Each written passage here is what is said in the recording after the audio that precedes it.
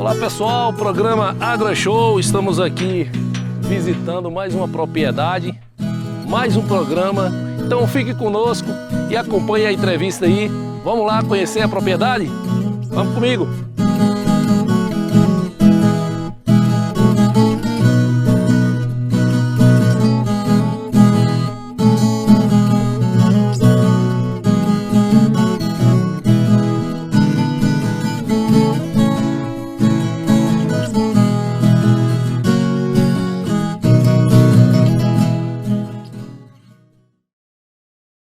Olá pessoal, estamos aqui na fazenda Almira Alves, dessa vez entrevistando um grande amigo, uma pessoa que tem um vasto conhecimento da agricultura, meu amigo Iranildo. Seja bem-vindo ao programa AgroShow.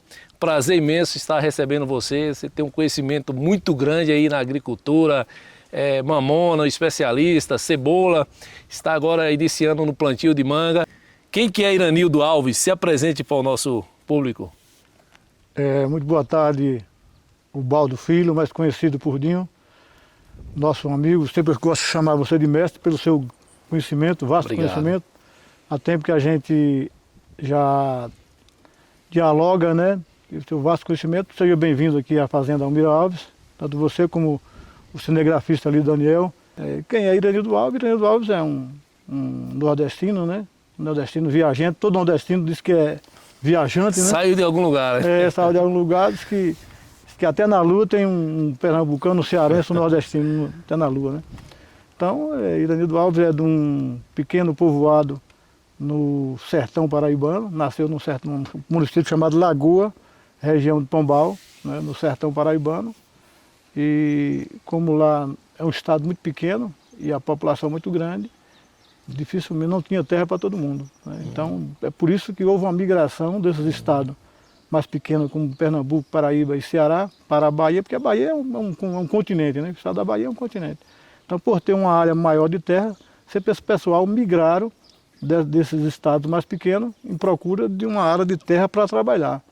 É como quando vocês vieram para cá e migraram, saíram da Paraíba, destinando aqui a Bahia, vieram com o objetivo já de plantar, destinada a plantar mamona. Como que foi esse processo? Como todos os imigrantes que migraram para aquela região, se você tem uma ideia hoje, o município de Irecê, João Dourado principalmente hoje, há uma mistura de raças e hoje você vê que tem muito nordestino naquela região da Paraíba, Pernambuco, Ceará. Então a gente não foi diferente. Lá não tinha, a gente trabalhava, meu pai trabalhava na diária e não tinha perspectiva de futuro, porque quem tem terra tem, quem não tem como comprar. Porque é muito pequeno e muito caro. E aí meu pai, primeiramente meu tio Damião, ele migrou em 67 para 68, ele veio para a Cafarnaum, veio para casa de Dona das Dores, que é a avó de Ariamiro, né? Sim, sim. Dona das Dores, que é a mãe de Dona Helena, e aí gostava muito de Damião veio para casa dela, e aí depois pai migrou em 69, pai veio em 69, e aí ele já morava ali depois nós viemos em 69, ficamos morando no Caetitu, no terreno de Joca Paraibano. A água mais perto que a gente pegava era na vereda em Cafarnaum, sabe? Minha mãe saía com um banheiro de roupa na cabeça do Caetitu para vir lavar em Cafarnaum.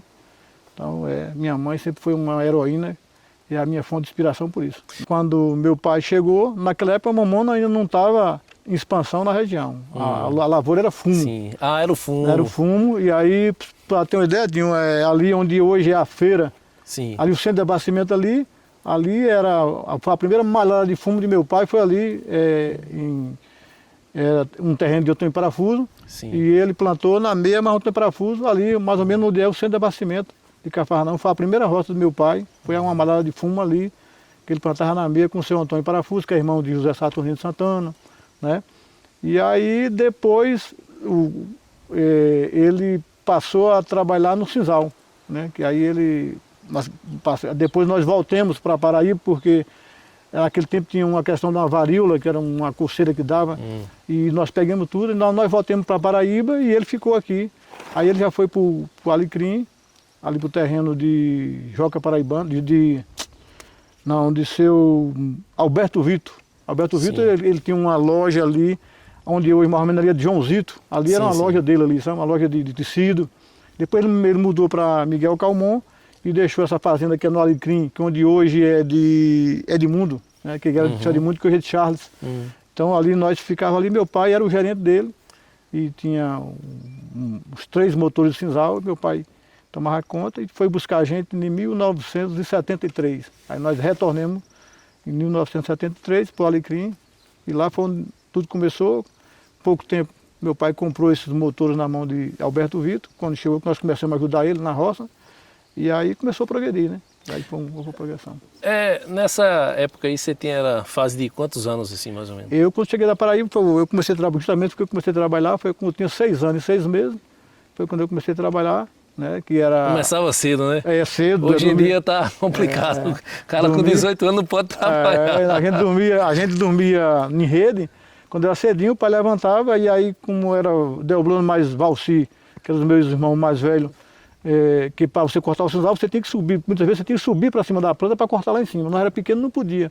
Então ficava Delblano mais Valci, que eram os mais velhos, cortando o sisal, e eu mais Sala, que era o mais pequeno, a gente carregava no ombro para fazer os lotes de sisal, né? Isso era o trabalho nosso até 1976, que meu pai progrediu muito com a gente, ele cresceu demais, e aí comprou uma casa em Cafarnaum, aí em 76 nós viemos para Cafarnaum, ali na Bahia, em Portugal. E aí a gente começamos a estudar, em 1976. Aí estudava e trabalhava, vinha de bicicleta para a roça, quando saía da escola, pegava a bicicleta e tinha que ir para a roça para trabalhar, para ajudar o pai. Certo. E como foi o processo do encontro com aquela que é a sua maior especialidade, que você é bom em tudo aí, é mamona, é cebola, é manga. Como foi que se deu isso tudo? É igual eu falo para você, Edinho, que o agricultor cafarnauense, ele sai sempre na frente de toda a região, né? Porque ele sabe se adaptar. Nós falamos no fundo, que foi alavancou a Cafarnaum, depois migrou para o feijão de arranca, né? Que o governo militar incentivou muito o plantio de feijão de arranca, né? O banco financiava bem, e aí depois do feijão de arranca migrou para mamona, né? Aí já entra a mamona, já depois do feijão de arranca que entrou a mamona. Então a mamona já veio quando nós ficamos mais ou menos na década de 81. 81 foi quando meu pai comprou um terreno aqui nas pedras, aqui próximo às pedras, e aí a gente mudou para aqui. Aqui como o solo era muito bom para mamona, aqui o foco mais era mamona. E aqui tudo começou com 34 tarefas de terra que meu pai comprou ali, próximo ao povoado de pedras. E ali aí a gente começou a cultivar a mamona, e aí foi o começo de tudo na questão da mamona, foi a partir de 1981. Pois bem, gente, às vezes você está aí assistindo e não sabe o que é a mamona e nem o que a mamona representa. E nada melhor para nos explicar do que o mestre aqui, Iranildo. A mamona, que nem pegando daquele ponto que a gente parou, né, em 1981, quando a gente viemos aqui para as pedras, e aí foi onde começou, eu sempre falo, tudo que eu faço, eu me dedico muito àquilo que eu faço, né? Então aí eu tornei um produtor, mas sempre assim, analisando, sempre buscando o melhor daquilo que eu faço. Conhecimento. Conhecimento, né? Que é aquilo que eu falo, só o conhecimento liberta, né? Só o conhecimento liberta. E eu sempre procurei tudo que eu faço, buscar mais conhecimento sobre aquele tema que eu estou fazendo, né? Sempre fazer assim, com excelência, né? Sempre foi assim. Então a gente começou a procurar, e aí eu comecei a ver a questão da mamona, e fui estudando, buscando conhecimento, e fui aprendendo a cadeia da mamona, toda a cadeia da mamona, para que ela se via, o que era viável. E aí a tendência me inspirou muito a questão do melhoramento genético, né? Porque normalmente aqui em Cafarnaum, na região, né? O pessoal não se preocupa muito com plantar a coisa correta, né? Por exemplo, planta de todo jeito. Normalmente quase ninguém planta semente. Pra você ter ideia, quase ninguém planta semente. Você vai plantar milho, agora que estão plantando mais, o milho, por exemplo, já mudou muito. Muita gente já planta semente mesmo, né? É interessante isso que Iranildo está falando, a questão da informação, né?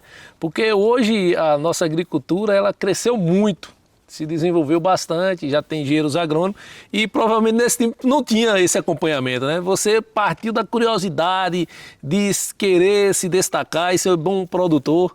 Isso, a gente sempre tentou fazer o melhor daquilo que a gente se implantou a fazer. E é igual você falou, eu não tinha esse conhecimento. E aí eu comecei a ver a questão, se eu plantava uma mamona, eu ficava observando o comportamento dela. Por exemplo, se tinha uma fileira de plantas, e aí ficava, no segundo ano, ficava 2, 3 plantas que não morria. E, ó, por que as outras morreram e aquela ali não morreu? Que ela resistiu, ela deve ser resistente a algo mais a seca, a praga, quer dizer, eu já colhia a semente dela e já multiplicava, né? E aí isso na prática, né? Não tinha nada de teoria, né? E aí, mesmo só com a prática, a gente tentou e a gente desenvolveu mais ou menos aí hoje eu sei que chama-se genotipo, mas na época eu não sabia. Então eu desenvolvi mais ou menos uns 100 genotipos de mamonas diferentes, né? E aí quando chegou ao conhecimento da Bom Brasil, que é a empresa que comprava mamona em Salvador, chegou ao conhecimento desse material que eu tinha. E o seu Adrian Hansen, que por sinal, morreu, que Deus tem um bom lugar, e que era um excelente ser humano. Um cara que falava de uns 6 idiomas. Caramba. E chegava aqui em casa aqui, simples, cara simples. Almoçava aqui sentado no passeio com um prato na mão aqui, tanta amizade que ele pegou por mim. E aí começou a me incentivar, né? Até porque era bom para a empresa, né? Sim, sim, quanto mais o melhoramento genético, a produtividade, isso tinha a matéria-prima para a firma cumprir os seus contratos. Muitas vezes a empresa ela trabalha com contrato, e se ela não cumprir o contrato, tem as multas pesadas. Então o seu Adrian veio aqui, começou a conhecer os meus materiais, e aí levou o conhecimento da Embrapa. E aí a Embrapa veio atrás de mim para conhecer esses materiais. Quando foi em 2000, já em 2001, a gente fez uma parceria com a Embrapa para desenvolver um campo de competição de variedade, e até para competir o material que ela tinha com os meus, né? E a gente fez uma parceria que foi 2001, 2002, 2003, 2004. Aí em 2004 a gente encerrou justamente por falta de recurso financeiro da Embrapa. A Embrapa não teve mais, o governo, a prioridade já era outra coisa, e aí cortou esse recurso que era para a questão dessa pesquisa da mamona. Então a Gilvando e a Theo, a quem eu mando um grande abraço, Gilvando já está aposentado, mas Theo ainda está na ativa hoje, a Embrapa Nirecê, ainda ele está no comando da Embrapa, que eu mando um abraço, meu professor. Então aí a gente tinha até aí a gente tinha só a prática. E aí esse intercâmbio que a gente fez, esse trabalho esses anos, a prática com a teoria. Com a Embrapa, e aí além disso aí veio o Instituto de Permacultura da Bahia, veio a UFBA, né? A UFBA com o professor Jorge Fernando, que era especialista em solo, aí veio o Henrique Souza, que era do Vita Agroecologia, e também do Instituto de Permacultura da Bahia. Então formou uma equipe da EBDA, a quem eu mando um grande abraço. Se chegar a ver o Valfredo, que era o geneticista da Embrapa, o senhor Ari Osvaldo, também, que eram os 2 geneticistas da EBDA na época, e aí a gente fez esse consórcio para trabalhar, né? Então a gente fazia o trabalho e apresentava todos esses órgãos para discutir os resultados, tá? Os resultados desses trabalhos. Então, e aí foi o que foi, que eu tinha a prática e aí veio a teoria, através desses órgãos importantes, a quem eu agradeço, né? Principalmente a Henrique Souza, a Joselmo, que é o Theo da Embrapa, o Gilvandro, e a seu Adrian, né, que foi o carro-chefe. Seu Adrian era um suíço, que era o presidente da Bom Brasil, e que veio a falecer há pouco tempo, num acidente automobilístico, depois de Feira Santana. Então, esse foi mais ou menos o caminho onde eu, através da prática, me aliou à teoria. Como você conseguiu perceber aquela que destacava mais, que tinha mais produtividade, em consonância com a questão das chuvas, né? Que não era irrigado, né? Era de acordo com a época de chuvas. Então, como você conseguiu chegar assim a esse... Justamente, nesse tempo ninguém se falava em irrigação, era só sequeiro, na época de sequeira. Então a gente tentava procurar as plantas mais resistentes, né? A seca, porque mais precoce, aí você vai buscar a precocidade, porque se o nosso índice pluviométrico hoje na região é de 600 milímetros, né? Isso a gente sabe porque nesses 3 anos a gente mediu, era uma das obrigações, era medir a pluviosidade do ano. Então a gente chegou à conclusão que a média aqui chegou em torno de 600 milímetros. E a gente chegou à conclusão, depois de várias oficinas que a gente fazia, que o problema não era nem a falta de chuva. Se esses 600 milímetros viessem bem distribuídos, isso aqui era um paraíso. Sim, sim, sim. O problema é o seguinte, que muitas vezes vem 300 milímetros no mês e passa 2 sem cair um... Então é o seguinte, então, Chuva só espaço, né? isso aí você tem que buscar materiais mais precoces. Por quê? Porque às vezes até com 2 chuvas, você, mesmo que ela não dê um potencial todo, mas você pode ter um potencial de colheita de 50%. Quando você planta um material mais de ciclo mais longo, aí você muitas vezes na hora que está florindo, não tem chuva, você produz e não produz nada. Então a busca da gente era buscar materiais mais precoces, mais resistentes, né? Principalmente ao fusário e às macrofaminas, que são fungos de solo, e a gente foi fazendo esses testes, né? Esses testes.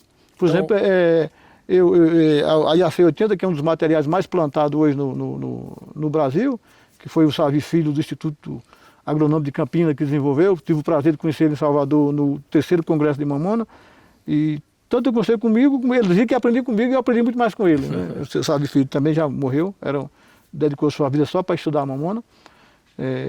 Se ter ideia, os 2 mais estudiosos de mamona era Savi Filho do IAC, que foi quem desenvolveu todas as mamonas IAC, foi ele que desenvolveu, e Napoleão Esberard Beltrão, que é o ícone da mamona no Brasil.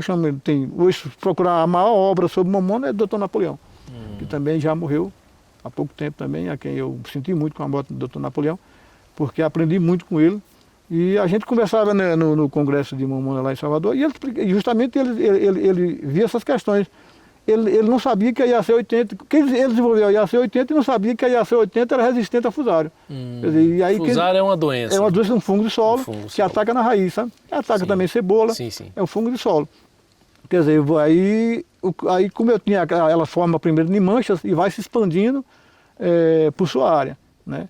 Por sinal, para você ter uma ideia, o solo fica contaminado também? Contaminado, ela vai se expandindo, né? Por exemplo, ela se dissemina muito através de implementos. Sim, o implemento sai de uma propriedade. Um dia eu cheguei na roça de um senhor e ele lavou os discos do arado com água quente, né? E na época eu era meio leigo, não sabia, mas depois ele tem razão. Às vezes você chamava o cara de doido, não. Sim. Porque é o seguinte, você pega o disco, vai com aquele resto de solo, né? De um terreno que tem fusário, se você leva para o seu, sabe? Então ele tirou e lavou com água quente, que ele matou todos os fungos que estavam no disco. É uma prática que nós todos deveríamos fazer, né? Deveria fazer. Então aí onde tinha aquela mancha de fusário, eu pegava todo tipo de mamona, eu ia plantando naquela mancha, quer dizer, aí foi onde as outras morriam e a IAC sobrevivia. Né? Até eu lembro que a gente ia para discutir, e Valfredo, que era o geneticista da IBDA, ele ainda não queria concordar. Aí quando foi numa outra reunião, eu plantei a Paraguaçu e plantei numa área de fusário. E plantei a IAC debaixo da Paraguaçu. Né? Aí a Paraguaçu morreu e a IAC 80 ficou viva, né? Aí quando foi, nós fomos para o campo, nós tinha aula de teoria e tinha aula de campo. Sim. Quando foi para campo lá, e aí eu mostrei. Quando eu mostrei, aí o Alfredo queria contestar, aí o pessoal da UFBA falou, não, Alfredo, aqui contra fato no argumento, aí a IAC 80 balançando. A questão da prática, né? Quer dizer, aqui está a prática, né? Que a pessoa sai da faculdade, né? Sai com toda a teoria, todo o conhecimento, mas a gente está diante de uma pessoa que a vida foi observar o comportamento da planta diante do fungo, diante do alto índice de chuva, né? Então se observou resistência, né? Precocidade, né? Como cada material se destacava. Agora pergunta, Iranildo, existe assim alguma semente que foi patenteada, ou dando assim a Cafarnaum esse título, ou a você mesmo, ou você não se importava muito por isso, estava mais interessado no conhecimento mesmo? Você falou certo, quer dizer, naquela época eu não tinha o conhecimento que tinha hoje, e eu tinha a prática, mas eu queria a teoria, sabe? Então se eu fosse muito apertar muito, eu não teria talvez esse conhecimento que eu tenho hoje. Sim. Então eu busquei mais o conhecimento. Tem uma mamona aí que assim, praticamente ela saiu daqui, mas só que naquele isso que eu estou falando, que a mamona eu não tinha, gerada aqui, né? Mas eu não tinha uma empresa para registrar, eu não ia correr atrás disso para registrar, então eu fiz essa troca pelo meu conhecimento. Mas aquilo que eu volto a falar, que a gente já conversou até em off, muitas vezes, né? Aí onde entra que hoje nós estamos em Cafarnaum, que é uma cidade totalmente agrícola, uma coisa puxa a outra. Eu tive conversando agora em mês de fevereiro passado, e um comerciante lá de Cafarnaum, um comércio tradicional de Cafarnaum. E aí eu vi o funcionário chegar e dizer, Iranildo, um cara em off, e tinha comércio que estava pagando funcionário dividido, pediu, e o funcionário aceitou, porque em mês de janeiro o comércio está lá, mas depende da rota. Se não tiver, não. Vamos entrar agora em mais um assunto. Ele já puxou, uma coisa vai levando a outra, e nossa região está passando por uma crise muito grande. Primeiro, pela falta de chuva. Segundo, as pessoas estão tomando consciência da importância do agronegócio, do potencial da agricultura. Se o campo não produzir, a cidade não come. E as cidades da microrregião de Irecê, eles sentiram agora a importância do agronegócio como nunca. A escassez da chuva, a falta de chuva, a dificuldade com os preços da cebola, isso acarretou aí num declínio na irrigação, na agricultura, no comércio em geral. Porque é necessário, Iranildo, a pessoa ter essa percepção do que o agro representa, né, para a nossa região. E aí você, melhor do que qualquer um, poderia explicar aí, como você estava falando sobre o comércio, né, que realmente sentiu. Então, as pessoas, você acha que vão mudar agora a forma e a importância de se observar a agricultura, o valor que tem para a região? E, geralmente querem festas, investem muito em saúde, educação, cultura, que é muito importante, né? Mas é necessário a gente repensar a questão da agricultura, devido também a tantas perdas. Nós já perdemos aqui a época do fumo, igual você falou, do feijão, da mamona, que nós somos um dos maiores produtores do mundo. Se eu estiver errado, você pode me corrigir, de mamona, e geralmente esses títulos não têm ficado na cidade e a gente tem perdido até benefícios por não ter essa visibilidade do potencial que Cafarnaum em especial tem nas diversas áreas do agronegócio. Você tem toda a razão, Dinho. O agro é a mola do mundo. Primeiramente, o ser humano não come roupa, o ser humano não vai comer festa. Quer dizer, todo ser humano hoje, para ele estar vivo, ele tem que fazer no mínimo 3 refeições por dia. Tem que se alimentar, né? No mínimo ele tem que fazer 3 refeições por dia. Todo esse alimento vem do campo. Se não tiver alguém produzindo para esse pessoal que estão no ar-condicionado, eles vão morrer de fome. Criticando o agro, né? E criticando o agro ainda. Então, você vê a mentalidade dessas pessoas. Quer dizer, então, e o que é que falta? Falta mais apoio. Quer dizer, nós temos uma cidade, você tocou bem. Cafarnaum, aonde Cafarnaum bota a mão, ele é o primeiro. Foi assim. O potencial. Foi assim com a mamona, e foi assim já com a tomate, com a cebola. Por quê? Porque o agricultor de Cafarnaum, ele sai muito bem, ele muda junto na evolução do tempo. Quer dizer, quem é que viu uma cebola plantada em Cafarnaum? Mas quando entrou com tudo. Com todas as tecnologias. Está entendendo? Então é o seguinte, ele se adapta muito fácil a essas mudanças, né? Porque já dizia Charles Darwin, né? Charles Darwin dizia, as espécies que sobreviverão no futuro não são as mais sábias, nem tanto as mais inteligentes, mas aquelas que se adaptarem às mudanças. Então é o seguinte, o agricultor de Cafarnaum tem se adaptado a essas mudanças. Quer dizer, se você for olhar a nossa história, fumo, feijão, mamona, cebola, tomate, quer dizer, ele tem acompanhado essa evolução. Agora, o que falta? O que falta é o poder público incentivar mais. Quer dizer, com certeza. Hoje,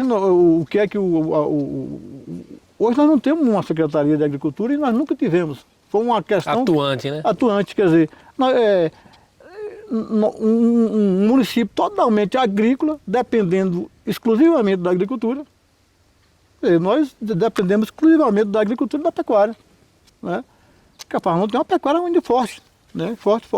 Então, e hoje nós não temos uma Secretaria de Agricultura atuante. Nunca tivemos. Todos os gestores nunca deu valor àquilo que somos. Eu acabei de citar a você que eu trabalhei em 2001, 2002, 2003 com a Embrapa, Instituto de Permacultura da Bahia, EBDA, e não teve participação... Atuação do poder público. Do poder público. Quer dizer, das cidades, quer dizer, Hoje eu já cheguei até a fazer uma proposta para... Cafarnaum hoje era para estar hoje destaque na região com pelo menos aí umas 10 variedades de mamona de Cafarnaum. Quer dizer, nós somos os maiores produtores, nós temos mamona tal de Cafarnaum, essa mamona de Cafarnaum. Hoje não temos isso, porque... Isso faz parte da identidade do município, do município, né? Quer dizer, do município. Então é o seguinte, tem que ter, o município tem que entrar com isso. Qual a contrapartida que o município pode dar para a agricultura e para o agro? Isso, capacitação do produtor. É triste você ver o seguinte, que hoje uma das coisas mais importantes é a capacitação do produtor, que poderia o município dar essa ajuda, o município poderia... Voltando aqui para mais um bloco, queria que nosso mestre aqui, Nanildo, falasse dessa mudança aí de cultura, né? É mais uma que foi acrescentada aqui, a família Santos, que hoje também é destaque na cebola. Justamente você tocou bem, Dinho, essa migração que aconteceu ao longo do tempo, né? O produtor ele acompanhou a evolução. Com a dificuldade até a questão da mão de obra, né? Da mão de obra para a questão da mamona, a questão também da compactação de solo. Quando tinha uma superprodução de mamona, faltava empresa para absorver essa produção, então muitas vezes o preço caía muito. Então o preço também desestimulou muito a planta de mamona, e então o Cafarnaum começou a migrar para o hortifruti, né? Que na verdade foi uma surpresa, que se pregava que era seco, não tinha água tal, até um corajoso perfurou um poço e deu água e começou, né? Com certeza, com certeza. E aí nós migramos para a cebola e graças a Deus tem dado certo. A gente agora não pode deixar a mamona, que a mamona eu falo Sim. que é a lavoura de subsistência, né? Aí quando eu falo que o governo o municipal tem que ajudar, porque é a lavoura que dá a feira para o trabalhador, sabe? Você vendo um saco de mamona ali, eu vejo muitas vezes no depósito ali, chega um cara, uma pessoa com um volume de mamona na sua motinha, vende e já faz a feira dele, tá? Mas a questão da cebola, então a gente tem que também, aquilo que eu falei para você, tudo que a gente faz a gente se dedica, e a gente se dedicou muito na questão da cebola também, e a gente já pegou um conhecimento. Esse manejo, você que é um cara curioso e estudioso do assunto, alguma informação que serviu da mamona para a cebola, e como você analisa a planta, a questão climática, a semente, se está adequada para a região? É aquilo que eu falo, assim, porque todo o início é muito bom. Quer dizer, quando você inicia, os solos estão descansados, não tem a questão da praga, então você dá uma produção grande. Pra você ter uma ideia, a primeira roça que eu plantei aqui, eu produzi 3.050 sacos por tarefa. Caramba! Tá vendo? Então, mas aí o quê? Se você não fizer rotação de cultura, aí onde eu volto a falar a você, a questão da necessidade do poder público capacitar o produtor. Quer dizer, se não fizer rotação de cultura, aí vai chegar o tempo que ele vai só plantando e perdendo. Porque assim, diminui muito a questão da produtividade. Praga, doença de fungo de solo. Tá? Fica mais resistente, né? Resistente, porque se você não quebra o ciclo de praga, por exemplo, a praga do milho é uma, da cebola é outra. Então é o seguinte, quando você tira uma, que bota a outra, você quebrou aquele ciclo. É o que está acontecendo com o tomate aí, né? Que o Cafarnaum volta a produzir tomate depois de muitos anos, e um produto que era eficiente, mas devido à monocultura, todo mundo vai para a cultura do tomate, e aí a praga cria resistência. Resistente. Aquilo que, estudando, quando eu comecei a entrar, portanto tomate também e cebola, eu comecei a estudar a questão dos agrotóxicos. Então é o seguinte, hoje, eu lembro que eu fiz só por questão de curiosidade. Eu cheguei na região comercial, eu disse assim, eu vou pedir todos, eu ia comprar 3 inseticidas. Eu digo, eu vou pedir todos esses inseticidas pelo ingrediente ativo. Sim, então, sim. Aí eu cheguei no balcão e pedi os 3 pelo ingrediente ativo. Sim. Quer dizer, os balconistas endoidaram, sabe? Não sabia. Nós teve que procurar lá dentro para saber o que era, sabe? Então é o seguinte, por exemplo, o balconista que está lá, quer dizer, ele não está... Embora imagina o produtorzinho pequeno que está lá no investimento, quer dizer. Então é o seguinte, muitas vezes, um certo dia eu estava no balcão da Comercial Santos, né? E aí chegou uma pessoa humilde. Uma outra cultura que está surgindo em Cafarnaum, que é destaque, alguns produtores têm inovado, buscado aí uma outra fonte de renda também para juntar a mamona, a cebola, o tomate, que é a fruticultura. E Cafarnaum tem se destacado aí na produção de goiaba, de mamão. Tem um café também que a gente não falou, né? Mas por que isso tudo? Morango.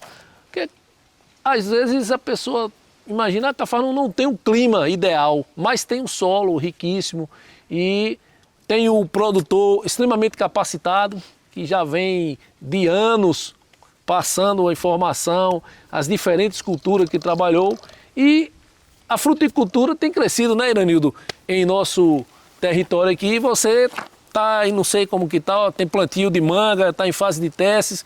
Como foi que você observou aí essa nova janela surgindo aqui, o potencial que tem a fruticultura para Cafarnaum aqui, para nossa região? Como você analisa? Edinho, como eu já falei há pouco tempo ali, atrás aqui, a questão da diversificação de cultura. Das culturas. E que a monocultura não leva a nada. Prejudicial. Toda monocultura ela vai levar ao fracasso. Então, pensando nisso, quer dizer, Cafarnaum, a gente, mais uma vez, repito, sempre sai na frente. Você citou a questão do mamão. Cafarnaum hoje talvez já é o maior produtor de mamão da região. Eu acredito que Com sim. certeza, quer dizer... É exportado para o mundo todo, Isso, né? Quer dizer, hoje o Cafarnaum já é com certeza o maior produtor de mamão da região aqui é Cafarnaum. Tem uma empresa investindo em Cafarnaum, até por causa do solo muito bom. E já temos goiaba, né? E aí, essa questão aí onde entra a questão, o próprio poder público municipal, com a Secretaria da Agricultura atuante, ele poderia, a preocupação com o pequeno, né? O pequenininho, quer dizer, ele poderia doar, sabe, formar cada produtor, uma tarefa de manga para você, uma tarefa para você, doar muda, ter assistência técnica para aquele pequeno, o pequeno que precisa mesmo, né? Que precisa. Então, assim, eu fui 4 dias, eu estava querendo escolher, eu queria plantar uma área de fruta para diversificar, né? Diversificar e por quê? Você investe R$40 mil numa tarefa de cebola, que nem o ano passado, que foi um ano que todo mundo ficou no prejuízo. Quer dizer, para você plantar uma outra, você vai ter que investir mais 40. A questão vou dar um exemplo aqui para a manga. No início do ano ela ficou ruim de preço. Mas qual é o trabalho que o produtor vai ter? Ele vai ter que colher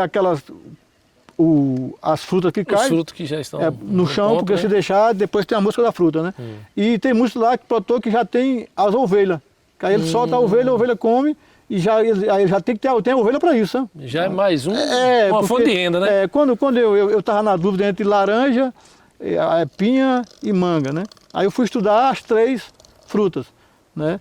Laranja aqui, lugar nenhum tem potencial para citro igual a nossa região. Por exemplo, o seu Arthur... que aqui para Cafarnaum. Para Cafarnaum. O seu Arthur, ele é um consultor, ele era o RTV da Anvac, uma empresa, o cara tem um salário muito bom.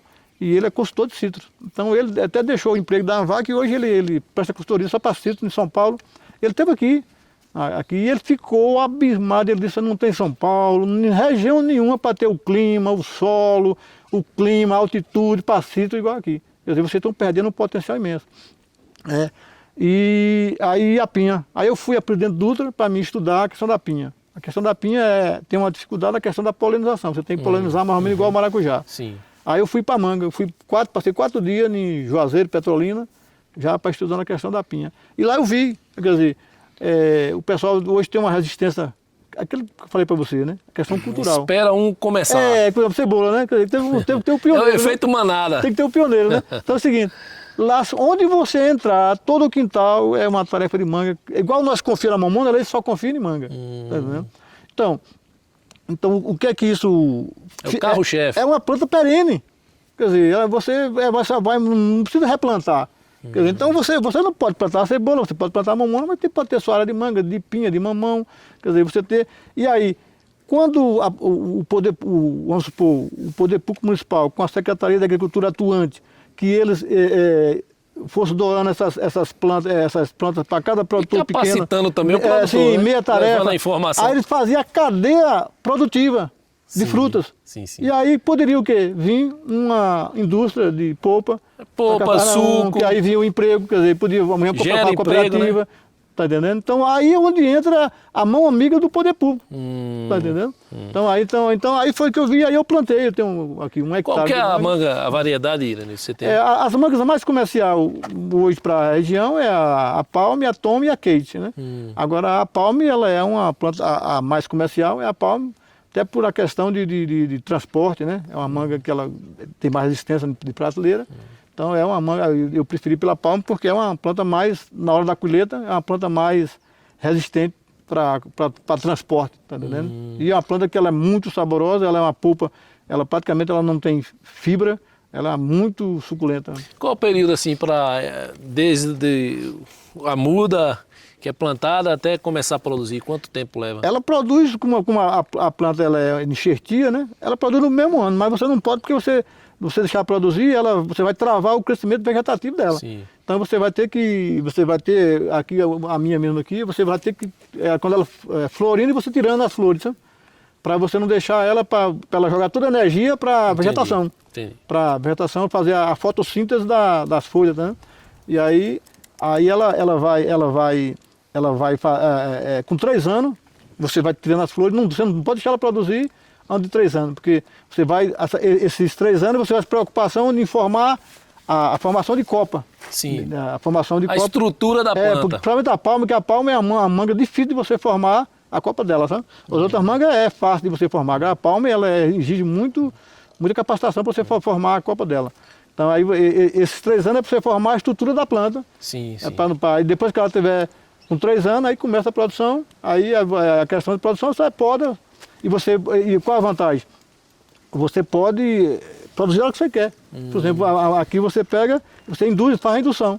Quer dizer, vamos supor que a colheita, a safra da manga nativa tal mês. Quer dizer, você não deixa a sua manga produzir naquele mês. Quer dizer, você trava ela, você trava ela e não deixa ela florir. Você segura, pode... Não, você programa ela para produzir o mês que você quer. Você quer. Isso aí você pode fazer o equilíbrio de preço, né? Para saber quando o mercado está o preço mais atrativo. Eu visitei aqui também em Wagner, tem um Wagner e o Tinga, principalmente Wagner, a manga está assim, ó, tá detonando.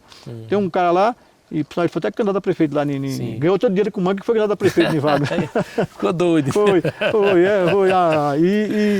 E aí eu tive lá na fazenda dele, por sinal, eu passei 4 dias em Petrolina e Juazeiro. Não achei nenhuma manga com a sanidade igual a dele. Uma manga fantástica, muito bonita. Só um fator interessante, você está falando e eu fico aqui prestando atenção que o produtor ele é um herói. Porque isso aí, alguém inteligente do poder público era para estar colocando técnicos, pessoas, para estar buscando esse conhecimento para aqui, para a região.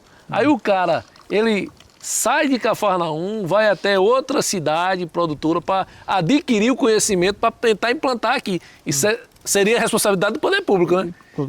Seria o poder público interessado em trazer empresas de polpa de manga, de frutas, de suco. Seria a responsabilidade, que ia agregar, né?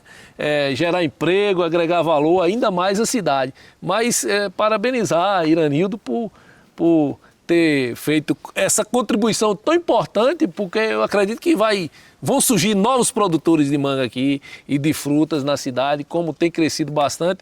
E já aqui, só para corroborando com o que eu estou falando, a cidade vizinha aqui de Tapiramutá, eles fazem lá, tem seminários, convidam pessoas. A área da fruticultura tem crescido muito lá, inclusive citros. Né? Tem uma empresa grande lá e o Tapiramutá, na questão de citros, já está bem adiantado aí. Certo. Aí você falando o potencial que a manga tem, né? De você até poder esperar o momento adequado para a colheita, para agregar valor, o melhor preço para o produto. Então, tudo isso aí, pessoal, basta do empenho. A pessoa que realmente esteja interessada, visando o futuro, o desenvolvimento da região. Eu me lembro, Iranildo, aquele território ali de Lagoa de Cazuza, em Cafarnaum. Sempre pertenceu a Cafarnaum. A história de Cafarnaum está ali. Está bem ligada ali aos primeiros habitantes. José Gonçalves lá, né? José Gonçalves doaram para o Morro do Chapéu. O que aconteceu? Veio a eólica. Quem arrecadou o imposto e ISS foi o Morro do Chapéu. Quem lucrou? Então, veja a importância de se pensar o potencial da agricultura do nosso lugar. E essa nova cultura, a fruticultura, acredito que tenha vindo para ficar mesmo, né? O mamão. Com certeza, o caminho é esse. O caminho é a diversificação de culturas. E o sítio também. O sítio também que vai manter as outras, né? E o sítio, e como você acabou de citar também, a questão do café. Sim, sim. Muitas pessoas já plantando café, muitas pessoas já plantando mamão e dentro do mamão café. Né? Então, e por quê? Você vai diversificando, quer dizer, então você tem de tudo ali. Muitas vezes um produto está barato, mas o outro está caro e compensa, faz a compensação e vai mantendo o homem no campo. Sim, porque a roça ela é uma empresa. E aqui nós estamos na empresa Almira Alves. Pode se chamar uma empresa porque aqui existe uma diversificação de cultura e de vários setores. A pecuária também, que vocês estão começando aí, começando muito bem, apesar as crises surgem, né? Com Mas certeza. os tempos bons vêm também. E a gente vê, vamos visitar daqui a pouco o plantio de manga, você mostrar o que é a mamona para os nossos telespectadores, que muitas vezes você está aí em outra cidade, outro estado, país, e não sabe o que é uma mamona, o que é a mamona e o que o que é feito através da mamona, que as propriedades, que o Iranildo vai falar melhor, o que pode ser feito. Talvez você tenha até em sua casa aí algum produto à base de mamona. E a mamona que foi plantada em Cafarnaum. Então, é uma cidade com potencial muito grande, que está se perdendo tempo com a falta de se pensar a cidade, de planejar. E essas conversas que nós temos aqui é importante justamente para não afrontar ninguém, o poder público. Não, a gente está aqui para tentar debater e mostrar os caminhos e aquilo que a gente perdeu, né? Iranildo, que foi também um vereador em nossa cidade, muito atuante, reconhecido por toda a população, e eu tenho certeza que ele tem esse mesmo pensamento que nós cafarnauenses temos, nós que somos produtores e agricultores, de querer ver a cidade desenvolver ainda mais, né, Iranildo? Com certeza, com certeza. Aquilo que eu falei para você, você citou na questão da minha atuação política, tudo que eu faço eu me dedico Totalmente. totalmente. É tanto que eu entrei na política em 2004, foi quando eu parei a questão de pesquisa de mamona, porque se eu pensasse em mim mesmo, foi mesmo Sim. naquela época da expansão do biodiesel, né, que era para o biodiesel fazer da mamona, e quem ficou ganhou muito dinheiro. Por exemplo, Dr. Ciro, que era meu parceiro, que a gente trabalhava junto, ele desenvolveu uma semente aqui e ele ganhou rios de dinheiro. Né? Naquela época que todos os estados estavam doando semente de mamona para os produtores, e Ciro vendeu mamona e fez dinheiro demais, quer dizer, mas como eu tinha entrado na política, eu me dedico àquela coisa e eu parei e dediquei só à política para resolver. Aí eu passei a estudar o meu município, estudar os problemas do município para poder ter uma atuação, cumprir com o meu dever, né, de mandato. Então, sempre a gente procurou fazer aquilo, dedicar muito àquilo que faz. Né? O agro, você que é um crítico do agro, essa entrevista aqui para lhe mostrar as variantes do agro e o tanto que o produtor sofre. Chuva, comprador, traça, tantos de assuntos que a gente já falou, rotação de cultura, tempo para ir buscar o conhecimento, se deslocar de sua cidade e analisar uma outra região que está produzindo, como referência aqui, Petrolina, que praticamente é o mesmo clima aqui, produz, já é referência em frutas. Petrolina exporta fruta aí para o mundo todo. A Europa, meu tio mora na Europa, ele estava conversando comigo e falou, Adinho, semana eu peguei aqui fruta tal, de tal lugar aí da região de vocês. Porque o mundo está interligado. Aí você vai, Petrolina tem o aeroporto, embarcou a fruta ali, no outro dia está lá na Europa. Uma fruta. Então, se a gente não produzir, se o agro parar, o mundo passa fome. Vocês da cidade não vão receber o alimento. Então, tudo isso graças a esses heróis aqui do campo, que estão aí na lida, no dia a dia, no sol, na chuva, né, Iranildo? As intempéries que encontra aí, as dificuldades. Então, finalizando aqui, pessoal, nós vamos mostrar a vocês os campos de mamona, de cebola, de manga. Fechando com o Iranildo aqui, agradecer, Iranildo, a sua participação. Foi uma tarde maravilhosa, onde agregou conhecimento. Para mim foi muito importante. É sempre bom conversar com você. A gente sempre tem os momentos que a gente se encontra e troca umas ideias. E a gente compartilha do mesmo pensamento, o mesmo interesse para o desenvolvimento da nossa cidade. Eu quero lhe agradecer e suas considerações finais para a gente mostrar os campos para o pessoal, para a nossa audiência. Eu que agradeço, Dinho, por você ter vindo aqui, fazer a visita aqui à nossa fazenda e esse momento de conversa descontraída e falar de Cafarnaum, que é o amor da minha vida, Cafarnaum, e a agricultura de Cafarnaum, o trabalho que a gente tem feito. É sempre um prazer receber e como a gente tem conversado, você também é uma pessoa muito inteligente, como eu falo para você, que tem um potencial muito grande. E Cafarnaum só tem muito que lhe agradecer porque você seguir em frente com esse canal seu, que tem como levar o nome Cafarnaum muito para adiante, e com essa tecnologia que tem aí, tem como ajudar o produtor, porque hoje a informação está na sua mão, no cada celular, né? Então você tem a informação, você sai de casa, então você presta um serviço muito grande quando você se preocupa em estar aqui essa hora, né? Fazendo esse trabalho de divulgação, que certamente vai servir para alguém lá na ponta. Eu estava no Comercial Santo, agora que eu fui pegar uma adubo, e chegou um Jorginho, filho de Jorge. Sim. Chegou, me viu lá, rapaz, eu assisti sua reportagem lá na Bandeirante, lá, rapaz, aprendi demais. Quer dizer, chega na ponta, hoje a tecnologia ela chega nos rincões de todo o mundo, né? Você levou o nome de Cafarnaum para o mundo todo, né? Que é a audiência da Bandeirantes. Foi o que motivou também a gente vir aqui a buscar esse conhecimento e levar para vocês, que a gente já conhecia Iranildo, sabe do potencial que ele tem, o conhecimento. Então vamos lá conhecer, pessoal, o que é a mamona, o que é a cebola, o sistema de irrigação, de gotejamento, as tecnologias aqui da fazenda Almira Alves. Valeu, um abraço, vamos lá! Essa planta aqui, eu achei, ela já vem já em 3 campos seguidos, sabe? Sim. Quer dizer, eu peguei ela de um cruzamento de noia com Iacê, sabe? Quer dizer, eu vou procurar aqui, é uma planta mãe, para lhe mostrar aqui a mãe dela, o DNA da mãe dela. Aqui é um campo de diversas, de teste no caso. Então, veja bem aqui, ó. Aqui a planta mãe que eu colhi a mamona, ela era mais ou menos desse tipo. Sim. Então, porque o que eu queria? Eu queria uma planta, aí eu queria pegar esse DNA dela, que você vê que tem muitos cachos, tá vendo? Muitos cachos, precocidade, que ela sai rápido. Então eu queria cruzar. Que semente que é essa aqui? Isso aqui era um cruzamento de Iacê com noia. Surgiu ela surgiu dentro de uma plantação de Iacê com noia, com noa. Noa. Quer dizer, então aí eu peguei e plantei aqui. Você olha aqui, ó. Você vai olhar aqui no sentido aqui, você está vendo tanto de planta diferente, sabe? Sim. Que a mamona ela tem um cruzamento natural de 40%. Né? Aqui você vai ver aqui, ó. No mesmo pé, no caso aqui tem... Aqui, por exemplo, aqui tá a flor masculina, tá vendo? Sei. Aqui tá a flor masculina, tá vendo? Filma aqui, meu cameraman. Essa... Aqui é a flor masculina, esses aqui é a flor feminina. Por exemplo, aqui, ó.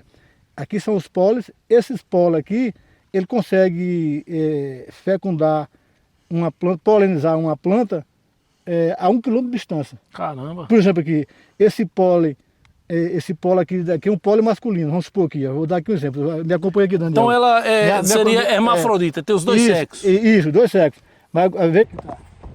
Dá pra ver aqui, né? Sim. Aqui, ó. Aqui é a flor masculina, né? Sim. Aí esse pólen aqui, que eu tô vendo, esse pólenzinho dentro, aí quando ele voa, sabe? Sei. Aí é para polinizar. Aí ele pegou na flor feminina e já cruzou. Então, por exemplo, porque aqui é a dificuldade de você produzir uma semente de mamona? Porque esse pólen aqui, ele pode polinizar uma planta com 1 quilômetro de distância. Quer dizer, então, por exemplo aqui, ó, se o pólen dessa planta aqui, ó, vamos supor, vou botar aqui, vamos fazer o caminho. Aqui, ó, aqui, ó. Aí esse pólen que é daquela planta, ele vem e pega nessa flor masculina, nessa flor feminina. Tá vendo que essa vermelhinha é a flor feminina. Esse pólen da outra planta, masculino, pegou aqui, aí já polinizou, essa planta está cruzada com aquela. Entendi. Então é o seguinte, quando você colher, por exemplo, eu vou colher essa planta aqui, eu vou colher a semente dela. Então aqui, Vamos supor que é seu conhecimento. Ela vai estar assim, normal. Essa é a mamona, pessoal. Você que não conhece aí, ó. Aí você vai ter... você vai plantar pensando que vai ser essa mamona. Mas geneticamente dentro ela já está modificada porque foi cruzada com aquela. Quando ela nascer, ela já vai nascer uma planta diferente. Ela vai nascer um cruzamento, justamente aquilo ali. Por exemplo, aqui é um cruzamento de Iacê com Paraguaçu. Sim. Se você ver aqui, olha aqui o tamanho do cacho da... Olha aqui o cacho dela, tá vendo? Então você vê que o cacho dela, ela é muito parecido com o da Iacê 80, sabe? Que a Paraguaçu ela não tem um cacho desse tamanho, sabe? Desse tamanho. Então aqui... É um cruzamento. Você vê que a madeira é da Paraguaçu, que ela tem cera na madeira roxa.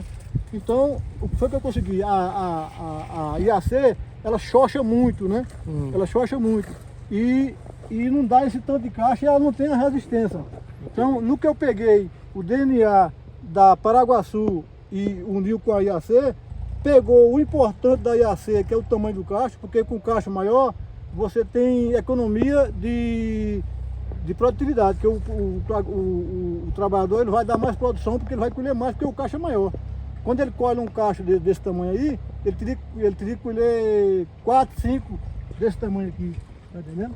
Então ela diminui o custo de produção. Então aí ela percebe que ela está mais resistente do que a Iacê, mas ela pegou o que é bom da Iacê, ela pegou o que é o cacho e todo o DNA ela manteve da Paraguaçu, porque a Paraguaçu, essa cera aqui na madeira, ela é muito importante, você vê, uma planta que ela tem a serosidade na madeira. Por quê? Porque normalmente vai dificultar o ataque do percevejo verde. Porque o percevejo verde ele tem dificuldade de locomover no caule. É uma praga o percevejo. É porque ele não gosta dessa cera que pega nas patinhas dele, tá vendo? Então já a Iacê 80, a Mirante 10, que ela não tem. Aí são variedades, cera, né? Você está falando de mamona. Que ela não tem essa cera, aí normalmente ele tem mais ataque de percevejo verde. Então essa aqui é uma planta que vai ser um destaque na região, sabe? Vai ser um destaque Esse na é um região. campo de terça aqui. Isso. E essa aqui é cruzamento de Iacê, né? De Iacê com Noa. Você vê que a Iacê 80, a tendência é ela ficar mais alta. Se você observar mais, você vai perceber que ela é uma planta que ela ficou bem, com muitas brotações laterais. A Iacê 80 mesmo, ela não tem essas brotações laterais. Então você vai ver que ela vai facilitar na hora de colher, porque o trabalhador não vai ser preciso ficar puxando as galhas, quebra galha. Então ela vai ter vai chegar mais ou menos um porte médio do que eu estou procurando. Certo. A coloração, que cada uma, deixa eu filmar aqui, cada uma tem uma cor, consegue dar para perceber qual que é a variedade aqui, uma da outra? No caso aqui está o cruzamento de Iacê, né? E aqui é o cruzamento de Iacê com Paraguaçu. Né? Você vê que a semente ficou muito parecida com a Iacê, né? Um pouco das tonalidades mais escuras da Paraguaçu, mas a semente deu mais característica da Iacê 80. Ô Messi, vou quebrar aqui para o pessoal ver como que é por dentro. Aqui, ó. Ela tem uma massa oleaginosa, né? Um negocinho mais... Essa polpa, Dinho, é justamente o óleo extraído dessa polpa, né? Então, já fazendo a pergunta, tem um óleo, né? Uma polpa branca, se você... E ela tem um óleo dentro dela, ó, da mamona. Aí a pergunta que eu lhe faço é o seguinte: quais são o que se produz aqui com a mamona? Ela é usada para quê mesmo? Normalmente a mamona, para ela ser viável, muito viável para comercialização, ela tem que ter em média uma semente dessa aqui, ela tem que estar em torno de 47% a 50% de teor de óleo. De óleo, né? De óleo, sabe? Aí o resto ele é transformado em torta, a sobra é em torta que é usado como fertilizante, né? Como fertilizante. Então tudo se aproveita, né? Se aproveita. Então é o seguinte, a torta da mamona ela é usada como fertilizante. Com adubo, né? Adubo orgânico. A parte de dentro, se tiver a porcentagem de óleo, aí ela é extraída o óleo, né? Justamente. Aí o óleo é um dos óleos mais nobres que tem no mundo, né? Dizia Napoleão que era o óleo mais nobre do mundo.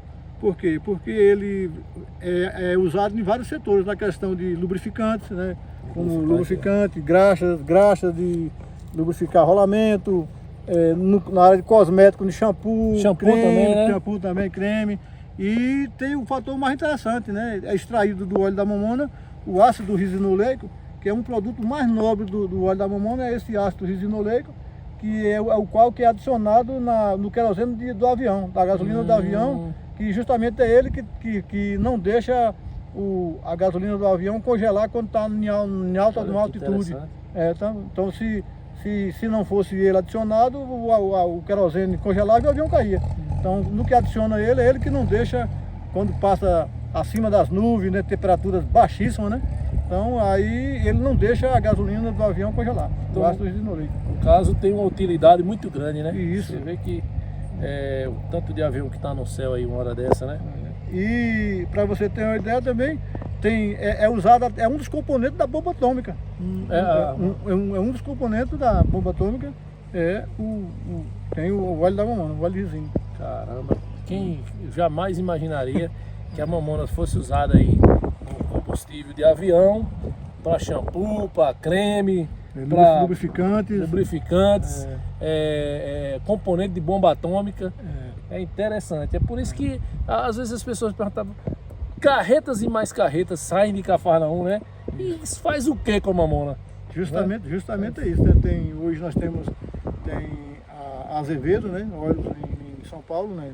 Você fala de Itupeva, que é a maior potência que compra. Tem a Olmo em Lapão, que tem ajudado muito a gente, o produtor aqui, que ela vez está lá na região, né?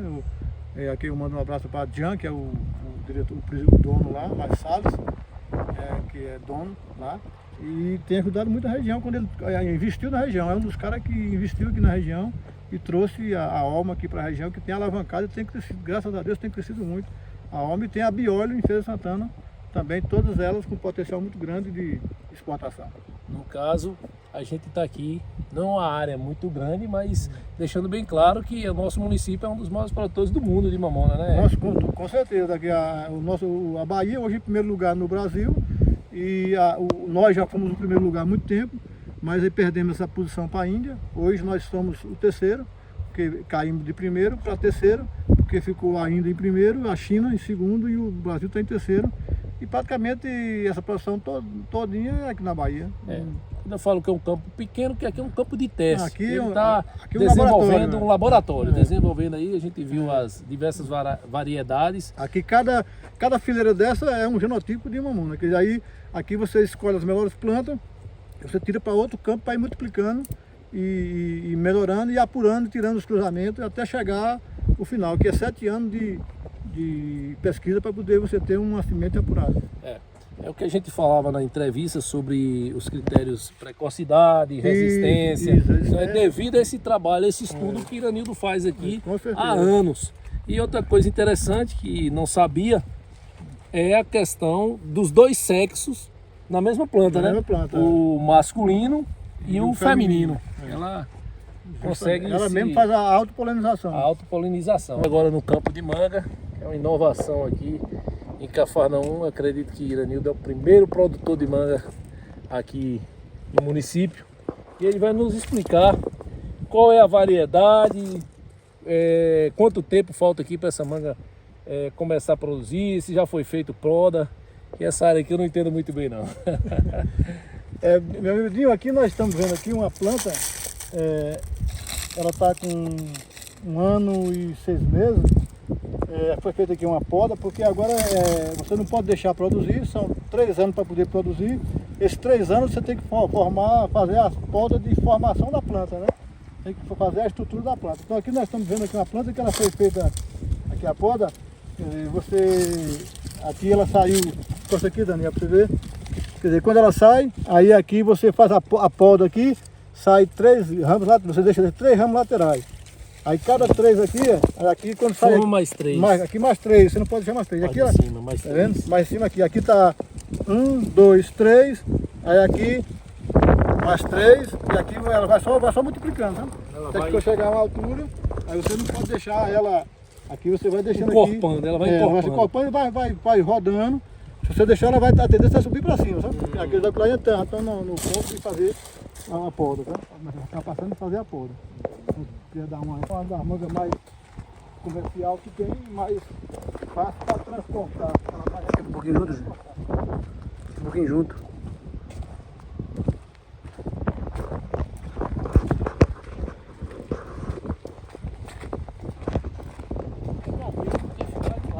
ponto de fazer poda. De fazer uma poda, Fazer a né? poda para deixar ela subir para Quanto cima. maior o padrão Ela rodar.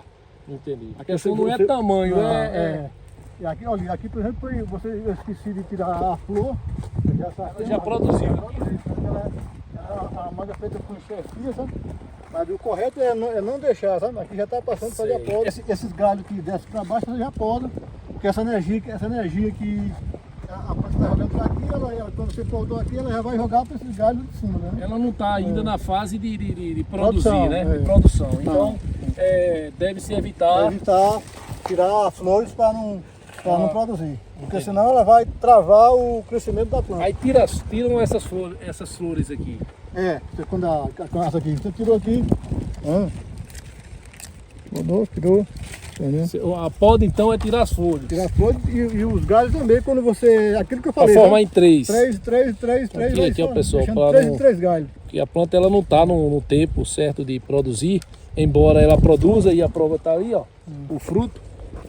Segundo o nosso mestre aqui, Iranildo, tem que fazer a retirada aí das flores, ó.